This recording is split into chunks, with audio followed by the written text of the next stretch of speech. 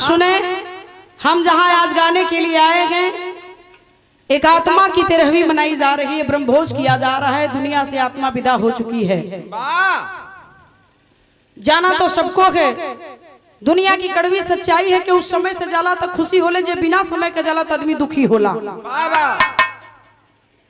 तो मौके का एक बिरहा 20-25 मिनट आप लोगों का समय ले, भूमिका में भाव हो मास्टर साहब का। क्या है मौत, जरा गौर करेंगे मौत क्या है। कवि को लिखना पड़ा। आइए।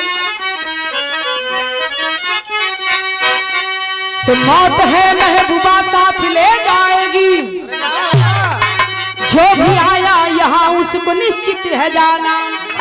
शीश जगदीश को भी झुकाना पड़ा, मौत के आगे चलता न कोई बहाना। दिन ढलेगा तो हर हाल में रात होगी, तो कटु सत्य नियम प्रकृति का पुराना। हिले रोजी रोटी बहाने मौत है, सियारा कहता है सारा जमाना।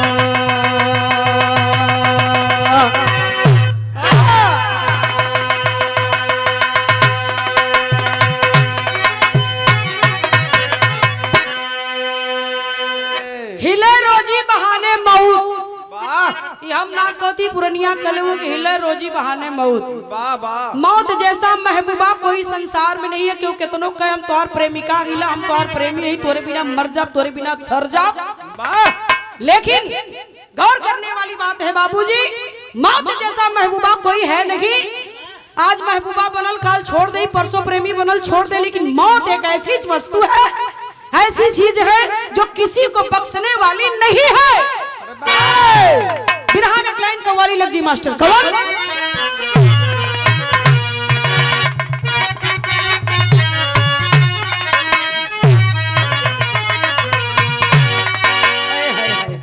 कोनो आशिक कहलस, दिल फेर है आशिक का कहले हा।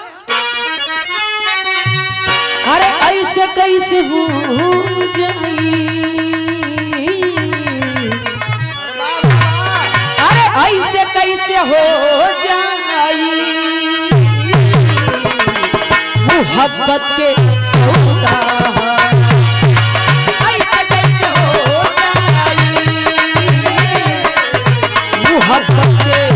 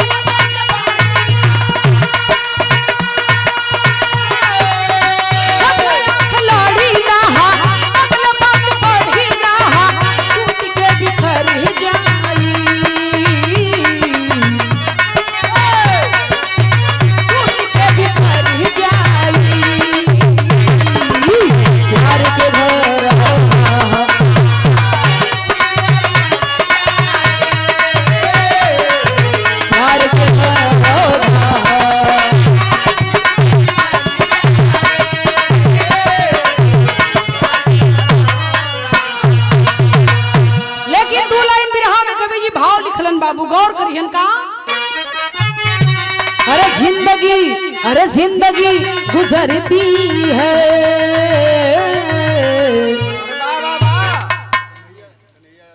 कन्हैया यादव जी हमारे स्वर्गीय माता जी के पौत्र हैं भैया। 101 रुपए का पुरस्कार, जिनके आदेश पर आज का यह मंच, आज का यह कार्यक्रम आप लोगों का दीदार हुआ। बहुत बहुत प्रणाम करती हूँ उपस्थित आप सभी लोगों को, प्रणाम है उपस्थित। और ऊपर से जहां कहीं से भी पूज्य माता जी की दिवंगत आत्मा झांक रही हो, परमात्मा उस आत्मा को स्वर्ग में ऊंचा स्थान दे ही कामना करते हैं। कहना है आइए। अरे जिंदगी गुजरती है, जिंदगी गुजरती है, मौत के ही साथ हम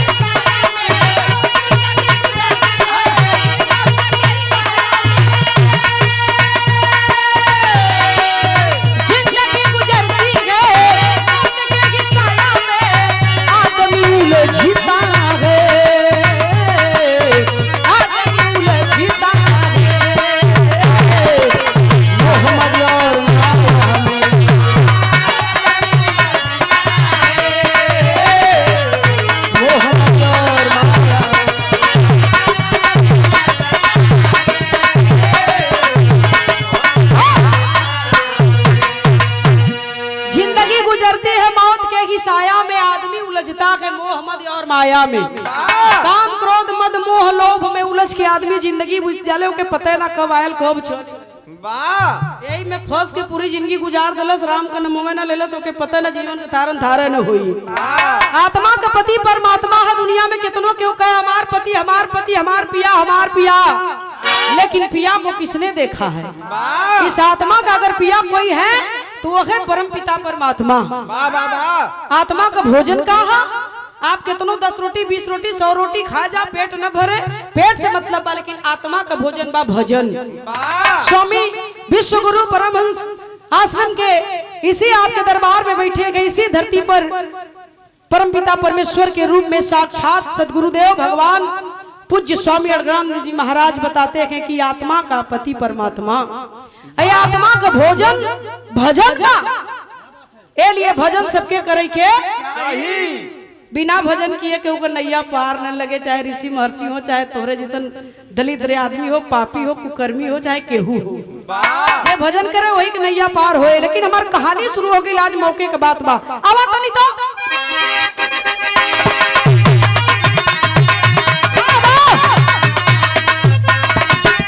काशी नरेश विक्रम सोए थे रात में, एक चोर चला चोरी करने के हाथ में।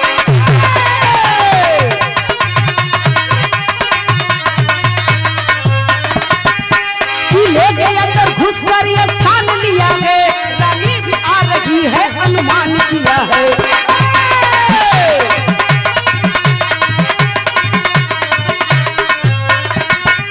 पकड़ न जाऊं देखता पर देख यारी से, आया है एक मेढक उसी के वाड़ी से।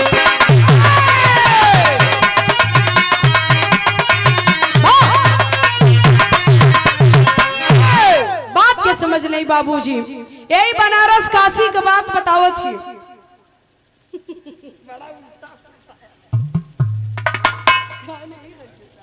चलो यही काशी बनारस की बात बा, काशी नरेश विक्रम सिंह का कहानी है। रात का टाइम है, राजा अपने शयन कक्ष में सुतल रहला, रानी चलली राजा के सेज पर,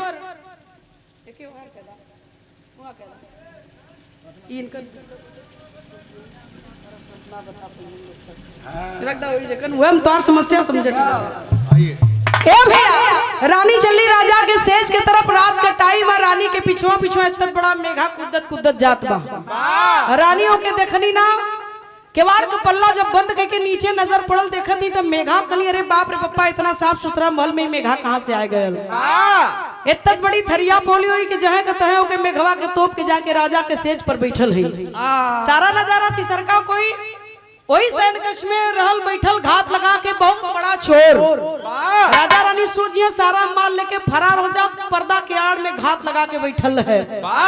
यार में गवा के रानी तोपे के तो तोप दिली, राजा के सेज पर जाए के बैठली, और राजा गहरी नींद में सुतल रहा, मेघा का जात में उछड़े लगल।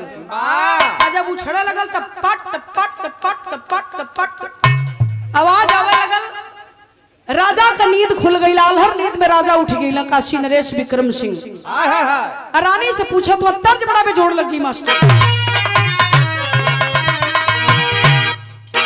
क्या बात है?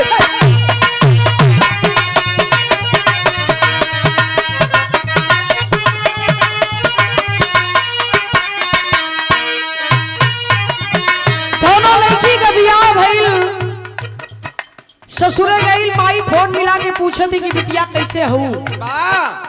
लड़किया कलश की का पूछे थी रे माई, दुनिया का ऐसा कोनो सुख ना होई जौन हमार दुल्हा हमके न दे, सारा सुख हमारे कदम में बा, कोनो कमी ना हो। आप लोग ऊपर से सुनत हो, अगर आप लोगन के नीक लग जाए तो एक लइकन से पैसा भेजवा सकलो तो लोगन में कोनो आचार संहिता नहीं लगल बा। ये लोग नहीं है, ये लोग नदी ऐसा कोनो बात नहीं है। लेकिन वो लड़की जवाब दिले अपने माई से, कहे का कहे, तुहरा गुण प्रताप से यही जा पारा मगे में पानी रे,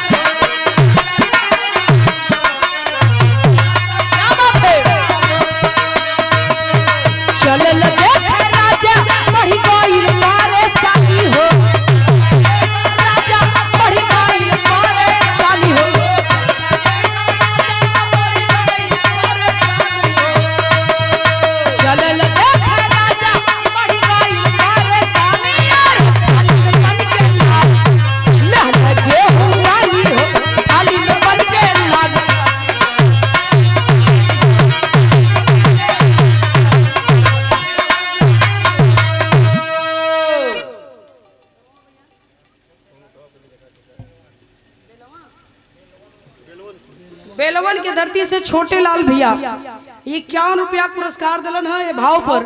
बहुत बहुत प्रणाम आप सबके, प्रणाम पहले की आशीर्वाद के कामना दास जिंदगी है। ए भैया जौने से रानी राजा के बचावल चाहत रही है वह घटना घट गई। राजा का नींद खुल गई। राजा कला रानी शोर कहाँ कली थरियवा के नीचवा मेघा तोपले। राजा कला उ काहे बदे कली की नामालूम कहां से आ गल सवेरे बहरे कजे करना है कि अब्बे बहरे करा। किसी निर्दोष जीव को रानी बंदी नहीं बनाया जाता है। रानी कली की सवेरे कला ना तू अस्कत करत हो रुका हम के बहरे कही की आवत हिला। गौर करियन बाबू जैसे ही राजा थरीवा उठौला मेघा मेघा ना गेहूं कीड़ा बन गयल। रानी घोर आश्चर्य में कि तोपली मेघा आई गेहूं कीड़ा बन गल। अब बनबे ना कर तुरंत राजा के डस लेहलस। घोर आश्चर्य हुआ रानी को कि रे बाप रे बाप इतना अनर्थ हो गया। 101 रुपया पुरस्कार पकड़ी के पूरा से भैया हमारे 10वीं यादव जी। बहुत बहुत भैया प्रणाम आप सबके, प्रणाम आशीर्वाद की कामना था जिंदगी है। तुरंत राजा के डस लहलस। रानी के समन्वय सारा नजारा रानी के अलावा एक देखत के रहल जानत हुआ वह चोरवा जौन पर्दा के आड़ में घात लगा के बैठल है कि चोरी करब सारा माल लेके फरार हो जा। कलंदर भैया लाइट वाले बेलवन की धरती से 101 रुपया पुरस्कार आपके द्वारा। बहुत बहुत भैया प्रणाम आप सबके, प्रणाम पहले की बात। आप देखें हेल गई भैंस गई रारे पानी में। राजा के जब कीड़ा काट लेलस अब कटबे ना केलस खिड़की के रास्ता पकड़ ले भागे बदे। लेकिन वहां का नजारा का रहल तनी सोठी में भाव हो मास्टर। आवाज अरे यार का हो भैया बंद भाई और ढोलक कट्टा की बंद।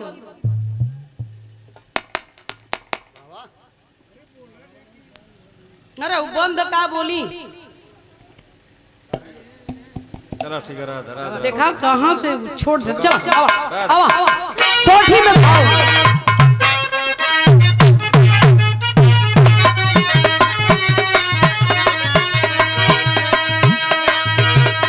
एक लाइन ही है गीत का। लाली रे महालिया में लाला की चुनहरिया यार लाला की चुनहरिया हो लाला की चुनहरिया जनमा गेल हो रतिया हो रमरे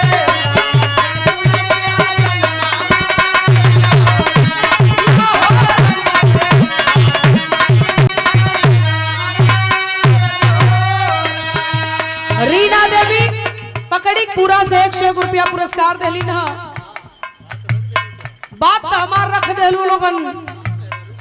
मेहरारू गावे लिए मेहरारू के जब पैसा मिलल तो छाती फूल के छाता हो जाले। एको जाने बाकी मत लगाया बस निवेदन इतने खरब। ये लोगन का पुरस्कार मिलल तो बड़ी खुशी होले। 100 बार प्रणाम रीना देवी के। हाँ 100 रुपया मिलल तो के हम 500 रुपया समझ जाइला। आवा कहना रोवे महारानी लेके साजा ना कलासिया यार सजा ना कलासिया हो नायनन सपारा से लोरन हो रंग किया हो रमरे नायनन सपारा से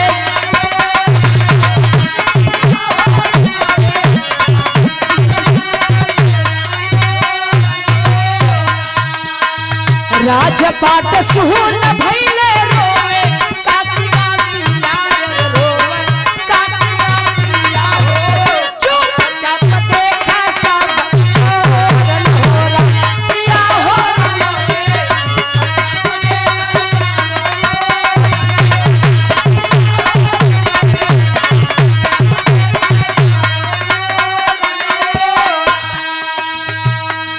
कुछ देर बाद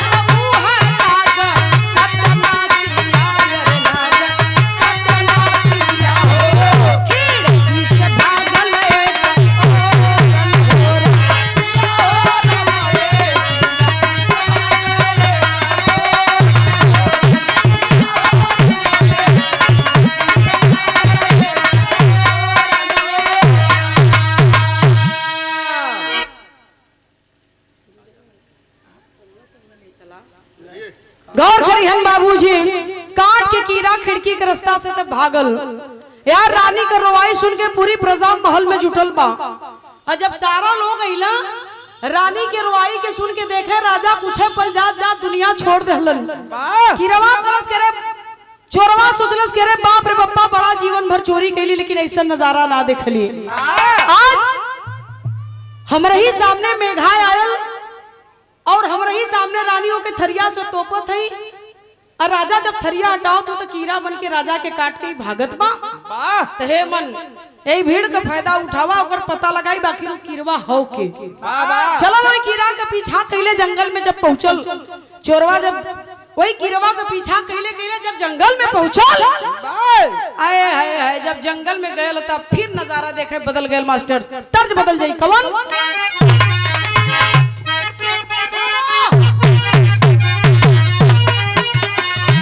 तर्ज है हो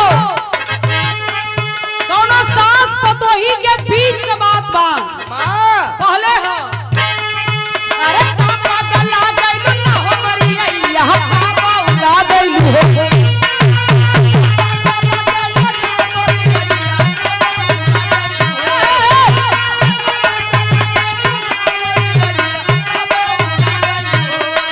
हम तो खुद रहिला बहु रहिया, हम तो खुद रहिला बहु रहिया अय्या पापा उड़ा गइल हो। हम तो खुद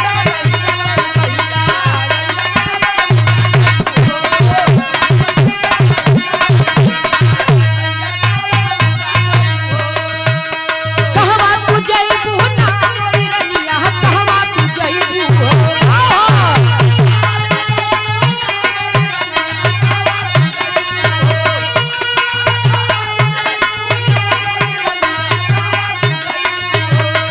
हम तो देखी तोहार कर दुनिया, हम तो देखी तोहार कर दुनिया धनिया कहवा तू जइबू हो। हम तो देखी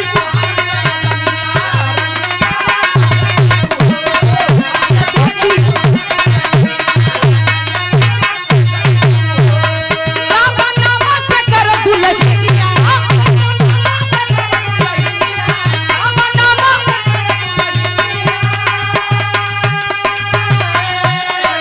साफ साफ बतावा ना हो, साफ साफ बतावे कहवा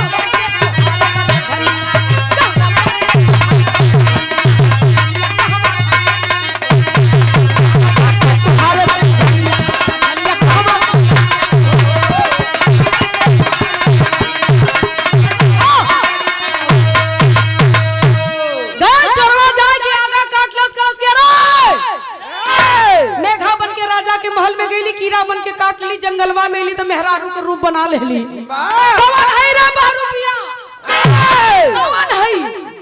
साफ साफ बताओ कहाँ तोर घर है, कहाँ तोर नाव है, कैसे यहाँ आईली? अरे बाप रे बप्पा जब आगा काट के चोरवा रोक के रास्ता इतना पूछले हो तो सुंदर नारी जवाब का दिलस तेरी में भाव। अरे करना तब बताई रनिया, अरे भैया करना तब बताई रनिया, हड़के महाकाल के नाम से जाना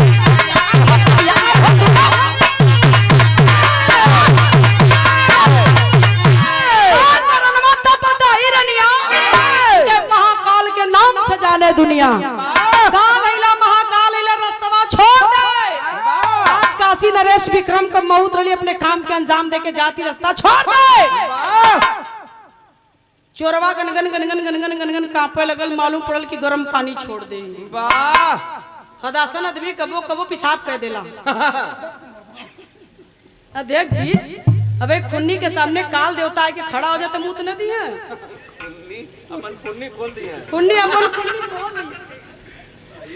देखा हदासन आदमी अगर एक बैग राती का अकेला अगर जात हुआ झटका में कोनो ऐसा चीज लोग जब मालूम पड़ी कि बहुत बड़ा शैतान बैठल है तब पेशाब हो जाए।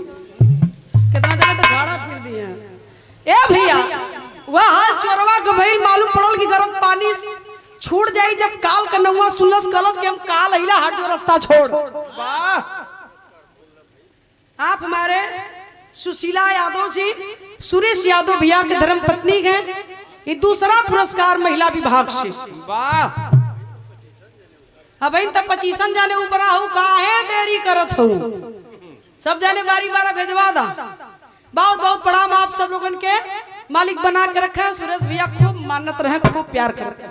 वाह। और ये हमारे बिरहा के अध्यक्ष मिर्जापुर के आप भैया हमारे महेंद्र यादव जी, आपके द्वारा 101 रुपया पुरस्कार सुंदर पुष्पहार से सम्मान कल गई। बहुत बहुत धन्यवाद बा भैया, आप सबके प्रणाम पहले की आशीर्वाद की कामना था, जिंदगी है। चोरवा देखलस काल महाराज का नाव सुनलस करस करे बाप रे बापा, आई हो माई कनकर कनकर का पता हाथ जोड़ ले कल दुहाई सरकार का, दुहाई सरकार के आंख लाई खुलत बा। वाह। काल कलश की खोल खोल बोल बोल का बोली सरकार। अब झटका में आदमी का बोले हेरा जाले आइल बाप पथिया नावत बा कलश की बोल का चाहत हुए। तब चोरवा कलश की चाहत का आइला एक चीज बता दा तर्ज आखिर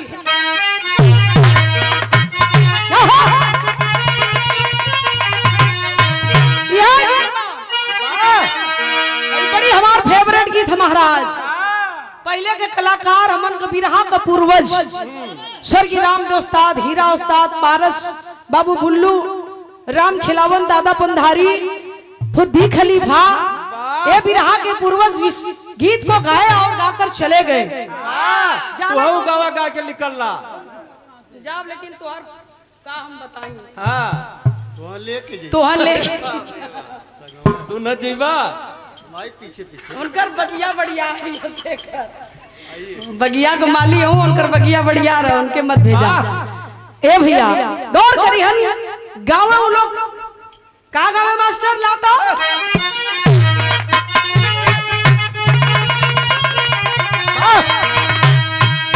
बहुत नीक पर वीरेंद्र हमार ढोलक बजावन। वाह।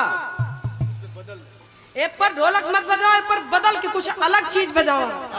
ऐसा बजावा कि जोर बाहर का ढोल किया हुआ अब ला कि छपरा सहारिया में और अभी चला चला महादेव जो भरी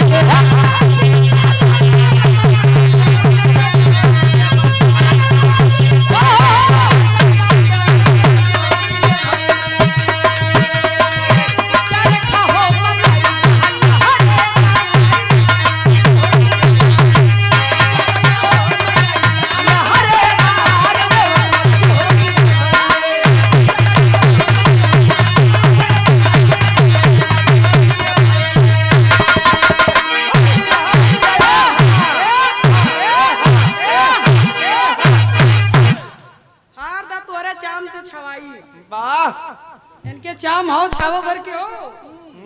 अब वो ऐसे जगह कि वहां के जवाब बोले भाव अभिराम में मास्टर एक गीत के अध्यक्ष जी तो गवैया कई तरह का गौलन, क्यों कुछ गौलस, क्यों कुछ जवाब में गौलस, क्यों कुछ जवाब में गौलस। कुछ कलाकार गौला की कहवा का खैर चुनवा, कहवा का पान, कहवा का टिकुली लिलरवा मारे हो जान। गवैया जवाब दिला कि आरा का खैर चुनवा, बनारस का पान, हुगली का टिकुली लिलरवा मारे हो जान। एक लाइन हमारे कवि जी बदल देना, हम गाइला कि हम अगर चल जाई दुनिया से अध्यक्ष जी तो हमें जमाना याद करें। तो एक लाइन हमारे कवि जी बदल देना, हम गाइला मास्टर, हम का गाइला कि अगले कथारा चुनवा पाटले के पान में हरि की भूली आकर हुली जात हुआ लीलारवा हमारे हो जान हरि की भूली लीलारवा हमारे हो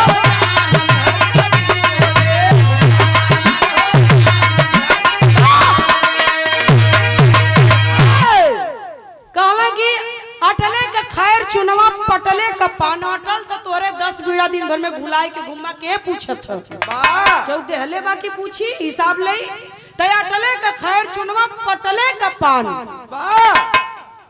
मेहरी का टिकुली लीला रवा मारे हो जान।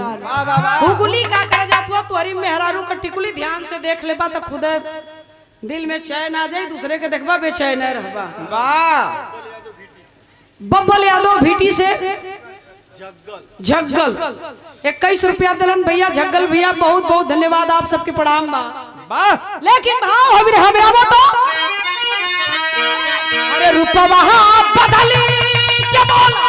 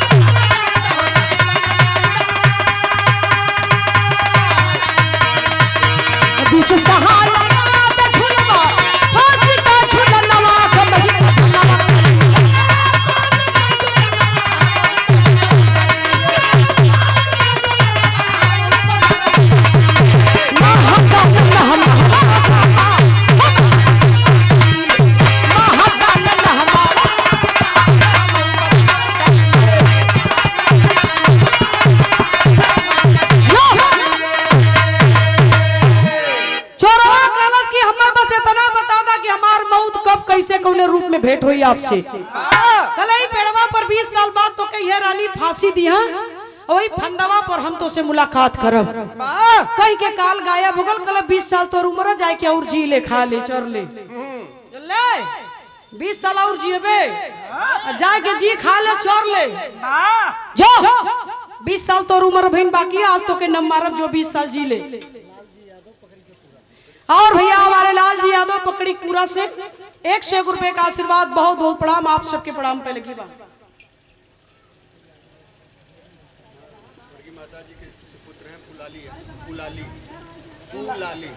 स्वर्गीय माता जी के सपुत्र बड़े भैया पूलाली यादव जी 101 रुपए का पुरस्कार है, बहुत बहुत प्रणाम, आप सबको प्रणाम है। कलश की जो 20 साल तो उम्र बाकी बजाए के जी ले, आज तोर काल नाई बा, आज हम तो के नंबर बेबी पेड़वा पर 20 साल बाद तो से मार भेंट हुई, रानी फांसी दी है। यह रानी तो के फांसी दिया हुई फंदा पर मुलाकात हुई, कई के काल तो गायब हो गया, ध्यान दिए काल तो चला गया। चोरवा सोचो तो कि हाँ बहुत चलाक रहे, कबो कबो चलाकी में आदमी फंस जाला। अध्यक्ष जी ज्यादा चतुर न बने के चाहिए, ज्यादा चतुर बने वाला 100 बार बूढ़े में जाना, ज्यादा चलाक न बने के चाहिए, कबो कबो चलाक आदमी फंस जाता बहुत बुरे तरह से। चोरवा कह कि हे मन अब तो जानी गए कि 20 साल बाद हमें मरे के बाद वो यही पेड़वा पर फांसी हुए, चलाकी लगा दे, चलाकी का लगौलस तनी पहपट लगी बिरहा में कि मौत के डर से, अरे मौत के डर से छोड़ बसा, अरे परदेश देश को छोड़ दिया, बाकी जिंदगी पकी बिताया, शेष देश को छोड़ दिया।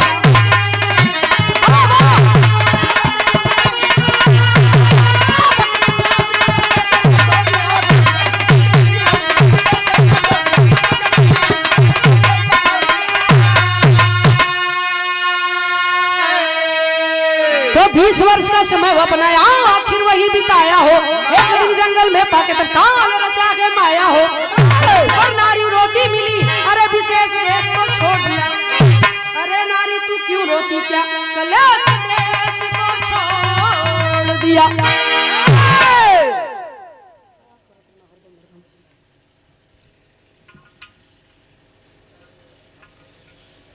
हेलो हेलो गौर करिहन बाबूजी, कहानी एकदम मेन दुआरी पर आके खड़ी हो गई है, और बिरहा का मूल थाती होकर कहानी हो खेले।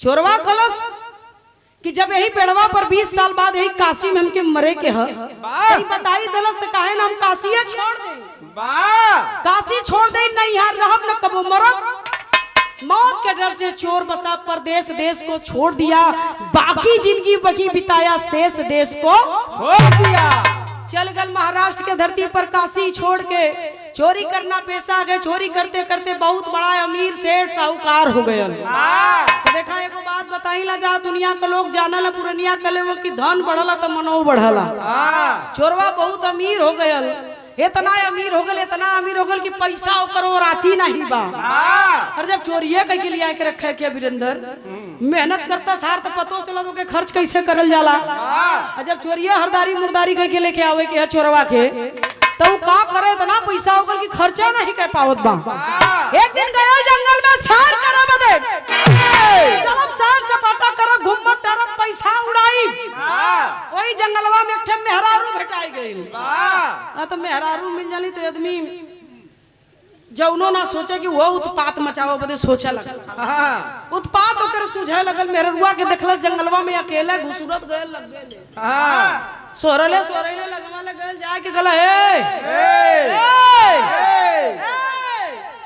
अकेला हो कि और कोई है एक बार कहलस तो ना बोलल दोबारा कहलस तो ना बोलल और जब तिबारा कहलस कि अकेला हो कि और कोई तो डांट कहलस खबरदार एक शब्द आगे बोला तो हलक से जबान खींच ले बड़का वीर बनत हुआ बड़का बहादुर बनत हुआ एक ठे मेहरारू के देख के अपन बहादुरी दिखावत हुआ बड़का वीर हुआ तो चला तनी तो हमारे साथ है पकड़ के कलाई लेके गई अपने पति का लाश रखले रहल अले जाके लाश के लगे खड़ा करलस चोरवा का हवा खराब कलस के रे कैसन रे कलस की कातिल कत्ल करके फरार हो गल बड़का वीर हो तो एक कातिल के पकड़ के लिया के हमरे लगे कर दे दो जान जाती बहुत बहादुर हुआ चोरवा कलस की तब फसावत कलाई तब फसावत बा कल ना फसावत ना हिल बहादुर हुआ तो तनी वीरताई अपन दिखा दा चोरवा लगल दौड़ा कल से दौड़बा तो पैबा ना आवा हमरे रथिया में बैठ जा वही रथिया में अपने पति का लाश ले हो वही रथिया पर चोरवा के बैठा के लेके रथ उड़ चलल वो औरत आ जब गई तो भैल का मास्टर बिरहा में आल्हा लगी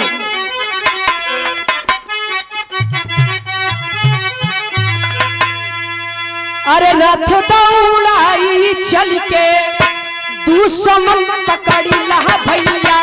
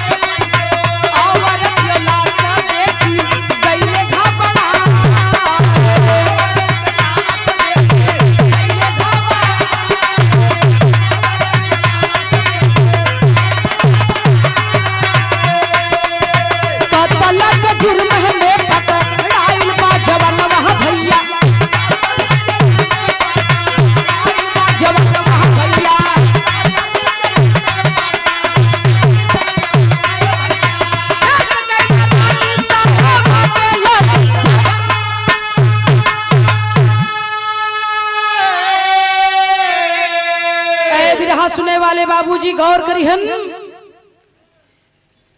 लेके रथिया चलल महाराष्ट्र के कोलाबा जंगल से आज भी महाराष्ट्र में कोलाबा जंगल है अब तो आधे से ज्यादा शहर हो चुकल बा कोलाबा जंगल से रथ लेके चलल आ गई काशी के नगरी में, काशी के धरती पर छाती पीट पीट के रोवे लगल। राजा काशी नरेश विक्रम दुनिया में ना हुआ, रानी राजगद्दी पर बैठल ही राज चलावत ही।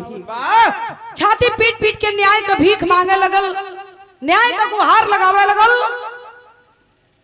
रानी के लगे बात गई। रानी कली कौन तेरे पति का हत्यारा है, हम उसे सजा देंगे, तुम्हें न्याय दिया जाएगा। बोलो। कलश की रानी साहबा मेरे पति का हत्यारा, मेरे पति का कातिल कहीं और नहीं, आपकी नजरों के सामने खड़ा है। रानी कलिन की पहेली मत बुझाओ, साफ साफ बताओ कौन है। के बतौले जानत हुआ, वही चोरवा के। जवन चोरवा मदद करे बदे बढ़ल वही चोरवा के कलश की हमारे पति का हत्यारा है। चोरवा घबराए गल, कल अरे दोबारा धोखा हो गया, दोबारा धोखा हो गया, हमें के जानत तक ना आई, हम अपने पति का हत्यारा बता देलस। हाँ जोड़ करके चोरवा अपने बेगुनाही का सबूत देवे लगल। रानी नयाव दखली न ताव, कली तुम्हें फांसी हम चढ़ाएंगे कल। बात निकल गई, तीर कमान से बात जुबान से निकल गई तो निकल गई। रानी का आदेश है कल फांसी दे दे, दुनिया का कोनो हस्ती तो के बचा ना सकेले। कलश की ठीक है रानी, अब तो फांसी दे देहलू, मरे वाले का एक आखिरी इच्छा है, अगर चाह तो पूरा कदा हमारी इच्छा है, अब तो मरी जब काल। रानी इशारा कैली, बोल का बात है। कल सबके सामने न बताई, मैदान खाली हो गल। इशारा रानी के करते है, कली बोल का कहल चाहते हो, कल याद कराओ दिन जो दिन काशी नरेश विक्रम के कीड़ा कटले मरगी न। कल दुनिया के लोग जानत हुआ कि राजा के मरे कीड़ा कटले राजा हमार मरगी न, नई बात ना है, आगे बोल।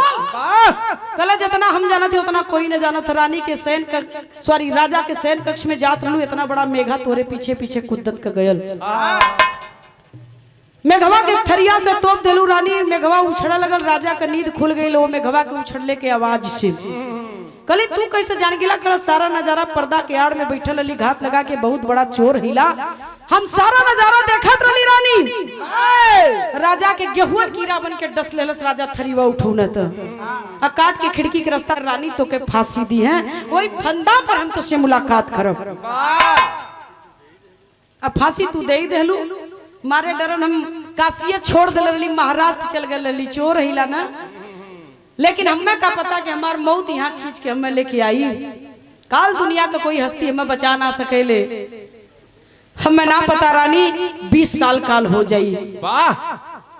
हाय हाय हाय, जब रानी का हकीकत सामने आई, चोरवा बतौलस, आप रे बाप, रानी की आंख से झरझर झरझर आंख चले लगल, रोए लगली। कनी बेगुनाह के फांसी देवे जाते तो बहुत बड़ा गुनाह हो गया मुझसे, बहुत बड़ा गुनाह हो गया, आखिरकार मैं करूं तो क्या करूं। चोरवा कलश की अब तो दे ही देले हो, ना देबू तब वो दुनिया तो के कलंकित कही, कलंक लगी, और देबू तो हम बेगुनाह के मरे जाथिला। दोनों के बीच का रास्ता निकाला रानी ने, रास्ता का निकलनी तनी हई देखा, आखिरी लाइन है बिरहा का।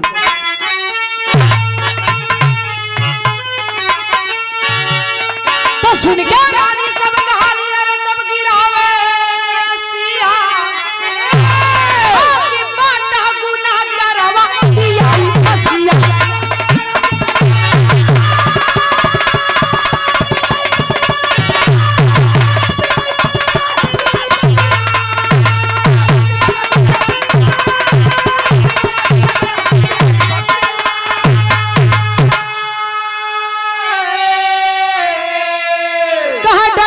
कच्चा धागा अरे गले में डलाई हो, आज पूरा होई तो हर जान बच जाई हो, कोई हमके भी बनावे नहीं पाई दोसिया। जायदा भैया लोगन जायदा, सब जने जानत हुआ कि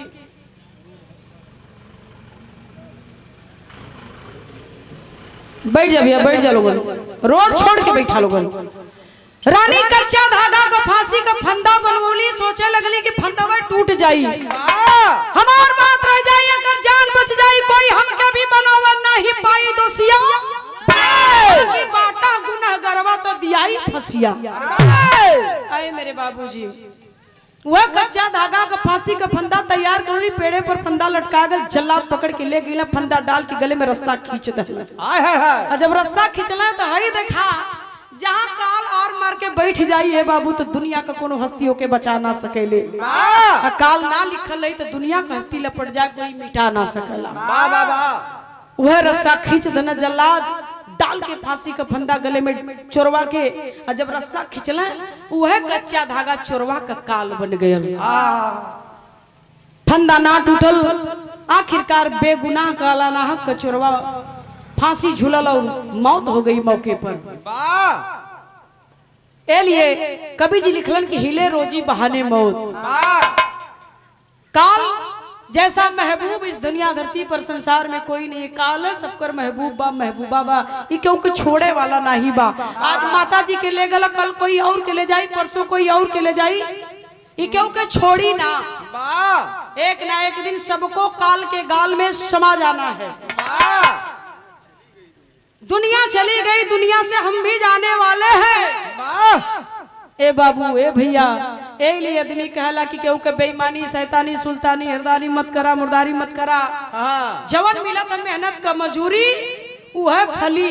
वाह जल्ला केतनो चलाकी लगई बा ओड़े गोड़े रह के, केतनो केहू का गला काटला, केतनो 420 बतियाला, लेकिन ये भैया जौन मेहनत का कमायल धन वह टिकी, हुआ तोरे बाल बच्चन के अटी और वह बची। वाह जे जौने धन जौने रास्ते आई वही रास्ते निकल लई। वाह ओके चाहे के भी दुनिया का कोई लोग रोक ना सकेला। तो कहानी खत्म, खानदान का परिचय। गुरु बिहारी गुरु रमन ऐसे थे इसी वतन में। अरे श्यामा सीताराम भरत जी विश्वनाथ